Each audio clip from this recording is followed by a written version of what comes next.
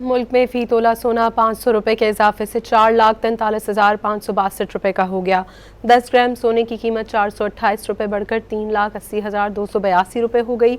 आलमी मार्केट में फी ओन सोना $5 के इजाफे से 4,212 डॉलर का हो गया। मुल्क में फी तोला सोना 500 रुपये के इजाफे से 4,43,562 रुपये का हो गया। 10 ग्राम सोने की कीमत 428 रुपये बढ़कर 3,80,282 रुपये हो गई। आलमी मार्केट में फी ओन सोना $5 के इजाफे से 4,212 डॉलर का हो गया। मुल्क में फी तोला सोना 500 रुपये के इजाफे से 4,43,562 रुपये का हो गया। 10 ग्राम सोने की कीमत 428 रुपये बढ़कर 3,80,282 रुपये हो गई। आलमी मार्केट में फी ओन सोना $5 के इजाफे से 4,212 डॉलर का हो गया। मुल्क में फी तोला सोना 500 रुपये के इजाफे से 4,43,562 रुपये का हो गया।